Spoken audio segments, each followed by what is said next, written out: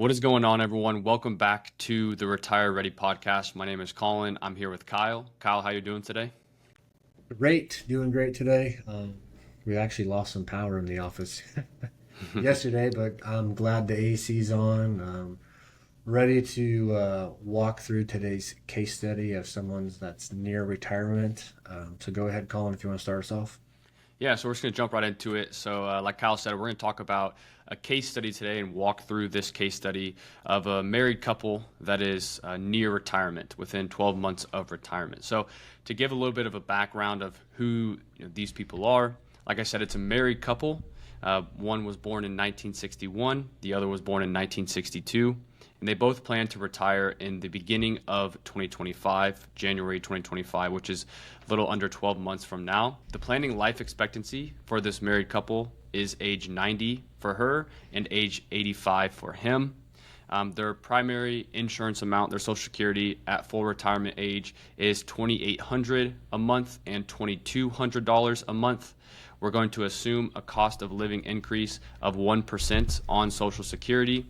And their essential spending, what they want to spend per month in retirement, is that $6,000 per month net. That is after everything. It's a net number with a 4% cost of living adjustment. And they have no legacy goals. So they don't have any planned legacy goals there. And Kyle, could you give us a little bit more of a picture for this married couple? Yeah, so let's unpack some things here. So born 1961, 1962. And like, hey, we're like near retirement. We're approaching like time to get real serious about this. Again, our goal is like age 50. Great time to have more than a diversified pie chart and a Social Security statement. So really invest some time in some plans here. So they're about 12 months away from retirement. Planning life expectancy. They plan on being here a while, right? So let's make some decisions in our best interest now, because we plan on being here a while. Primary insurance amount, again, they've been working their entire careers. They both have Social Security checks. From a planning perspective, like, we're going to emphasize a lot that plan for the worst, hope for the best. So they just, we're working together on this. Only increase Social Security by 1% over time. I know the Social Security Trust Fund says to use around 2.6 to 2.7. So let's underestimate what those adjustments will look like to stress test the portfolio. Again, you have to figure out, like, from a spending capacity, $6,000 is like to just cover their essentials. They want more than $6,000 per month, but they did some homework and said, all right, $6,000 per month is just for us to like cover those essential expenses. They're always going to be there through our years in retirement. Let's use about 4% inflation on those. So like, hey, let's do some math. In 18 years, they're going to need about $12,000 per month just to pay for those essentials. They have 5 adult children, big family, but they also have 8 grandkids right now, and they're going to be expecting more. But at the end of the day, they don't have some like legacy plan in place where they're trying to like leave X amount of money behind to each person. There's going to be money left behind, but their goal is to solve their retirement and then like use their portfolio and their incomes with their children and grandkids while they're living versus leaving a big lump sum behind. So, Yeah, and then just kind of talking about what they have currently in terms of assets, and we rounded some numbers here. So the husband in his 401k, he has $300,000. In his IRA, he has $700,000, and then he has a Roth IRA as well, which has $40,000. She has a Roth IRA that has $45,000. Combined in their checking account, they have $85,000. And in her 401k, she has $615,000 for a total asset value currently of $1.7 million. yeah, so I'm looking at this from my side, and I'll say, hey guys, congratulations. You guys have done a great job at saving. You've done a great job of accumulating, going up the mountain. And now it's like that critical point of like, how are we going to get down the mountain to accumulate? So my takeaway is very heavy tax deferred. Congratulations, you're like that millionaire IRA holder. But unfortunately, from like a tax diversification, you've done some stuff. But let's unpack this. So let's take a look at some of their concerns here. So number one, they do want to maximize their spending early in retirement. They want to live that that best life they can possibly live in retirement without sacrificing the longevity of their savings. Basically, it's going back to some of those spending strategies we talked about of like, we're not just trying to take out and to live off interest and yield. We're not just trying to take out 4%. We don't want to leave a big chunk of money behind. Like, we want to be able to spend more in our first 5 to 10 years without sacrificing, running out of money. So that's pretty common these days.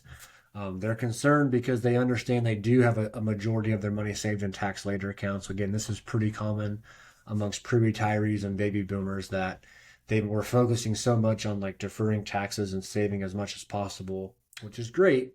But now one of the big concerns is tax planning. From a Social Security perspective, like I said, they both qualify for it. Their goal would be to kind of take Social Security at full retirement age and not wait till 70. However, they want to understand the pros and cons and like do this in a tax efficient manner. They understand that Social Security is super important. It's critical. And they do understand like it's about how you take it, not when you take it.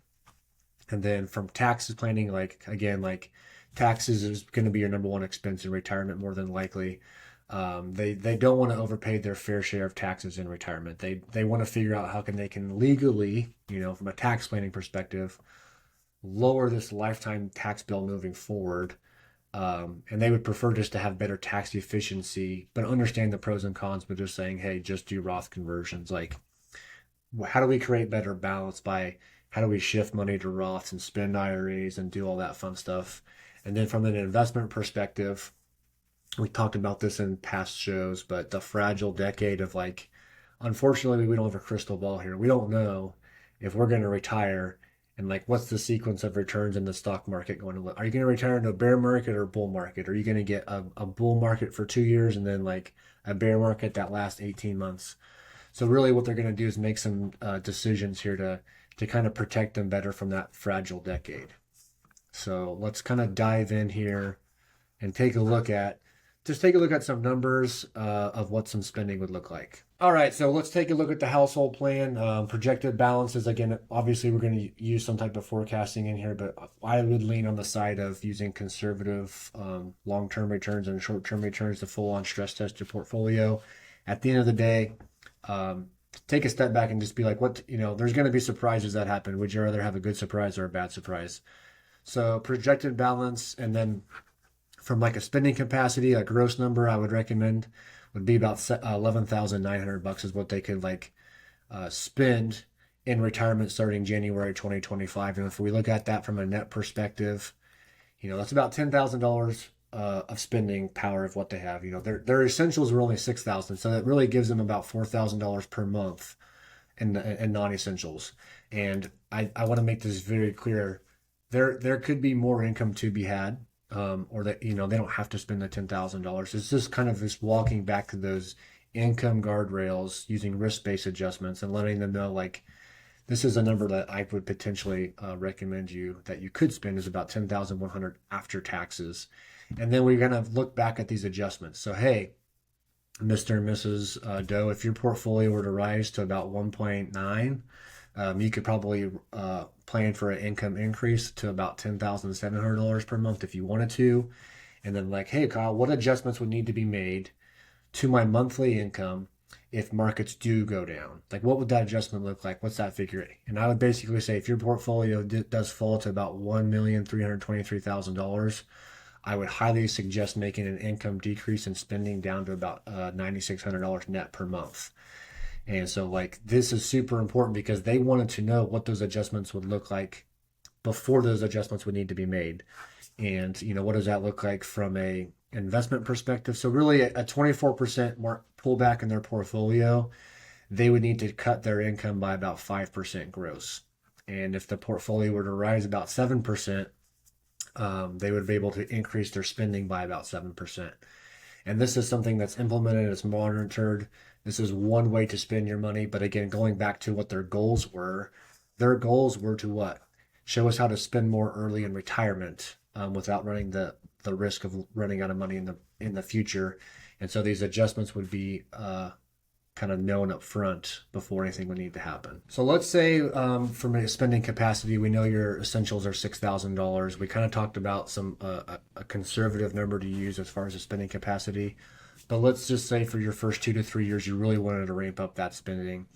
So basically, you're going up to $13,200. We need to understand when you're using this strategy, when you are increasing your upfront spending, what it's basically setting you up for is more adjustments. So really, your portfolio would need to rise 13% for you to be able to increase that 13,200 up to 14,900.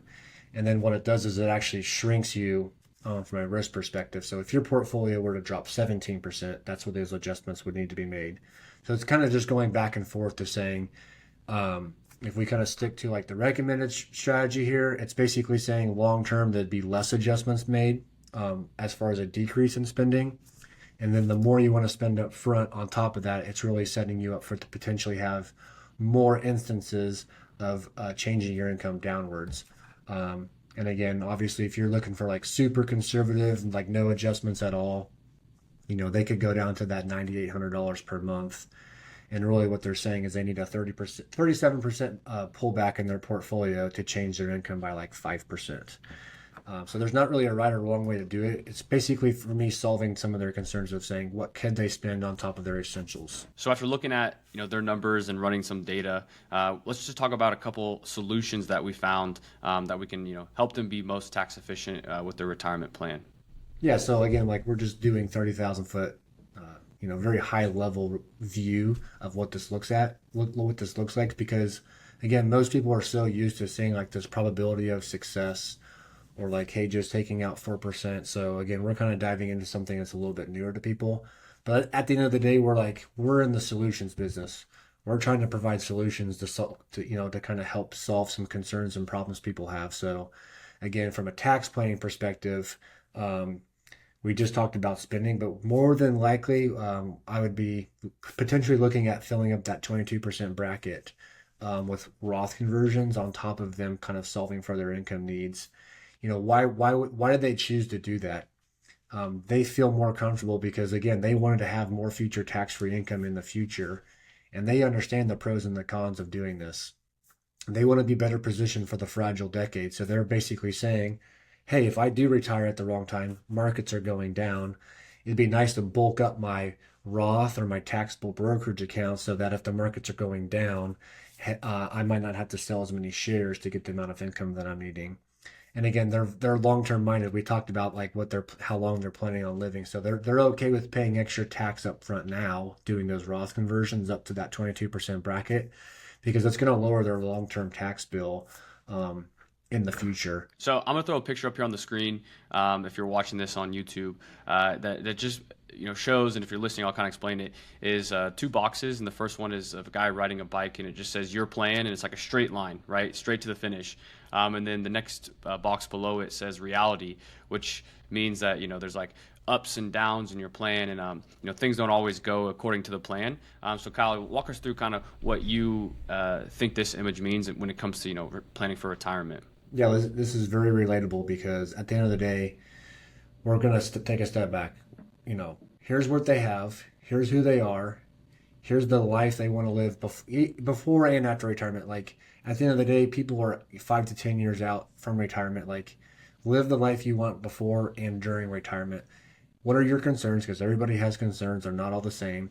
And then what are the solutions to those concerns, right? That's what planning does. So in reality, like you see the bottom image here, this is what like life looks like. This is what the next 30 years will look like from a planning perspective. Is like there's going to be some really great times where like markets are doing well and taxes are low, and then stuff's going to happen. There's going to be bear markets, and then the markets go up, and then all of a sudden tax rates go up.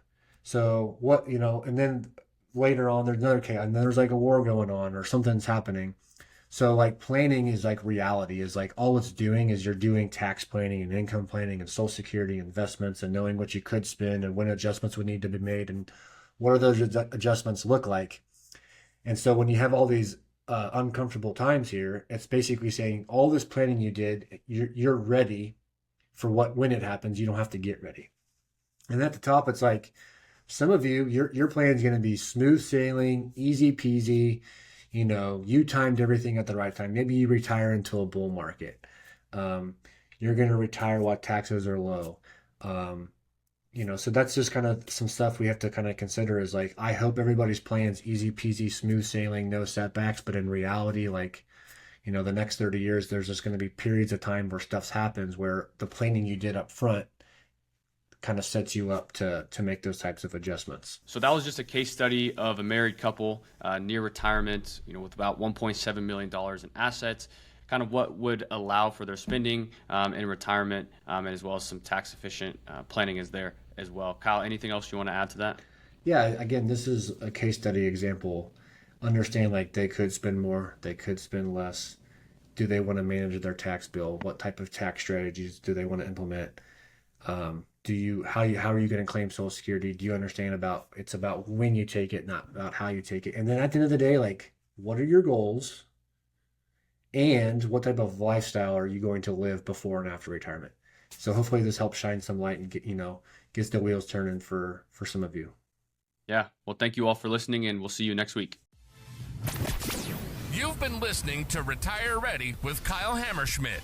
Planning your retirement starts now. The word retirement shouldn't scare you. Our passion is to be here to help you navigate every step of the way. We hope you've enjoyed the show. If you did, make sure to like, rate, and review. We'll be back soon. But in the meantime, for more education and information, hit up retirereadyacademy.org. And if you're ready to start your retirement planning today, go to our website at mocanwealth.com. Mocan Wealth Management is a registered investment advisor with the state of Kansas and Missouri and may only transact business with residents of those states or residents of other states where otherwise legally permitted, subject to exemption or exclusion from registration requirements. This communication is not intended as an offer or solicitation to buy, hold, or sell any financial instrument or investment advisory services.